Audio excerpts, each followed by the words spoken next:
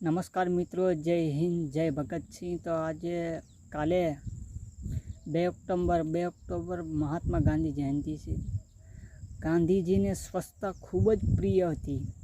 તે અંગે આમ આદમી પાર્ટી સુરત શહેર દ્વારા આજે અલગ અલગ શાળામાં જઈ અને સફાઈ અભિયાન હાથ ધરવામાં આવ્યું હતું। તમામ કાર્યકર્તા અને હોદ્દેદારો દ્વારા સફાઈ કામ કરવામાં આવ્યું હતું।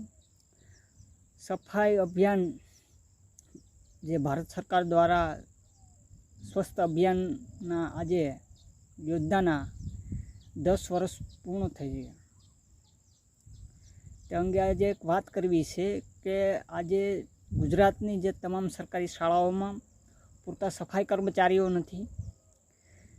તે અંગે ખાલી સરકાર 1500 રૂપિયા જેવી ગ્રાન્ટ આપે છે। 1500 રૂપિયા જેવી મામૂલી ગ્રાન્ટમાં કેવી રીતે સફાઈ સ્કૂલની થઈ શકે? એ જ અંગે આજ રોજ આમ આદમી પાર્ટી સુરત શહેર દ્વારા સરકારશ્રીને એટલી જ માંગ છે કે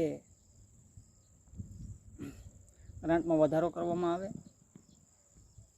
અને સ્વચ્છ ભારત અભિયાન પાછળ સરકારશ્રીને કરોડો લાખો રૂપિયાનો ખર્ચો કરે છે અને આ જે સ્વચ્છ અભિયાન યોજનાને 10 વર્ષ પૂર્ણ થયા છે।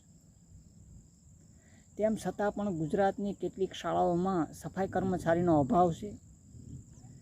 તે અંગે આમ આદમી પાર્ટી સુરત શહેર દ્વારા આજે સફાઈ અભિયાન હાથ ધરવામાં આવ્યું હતું।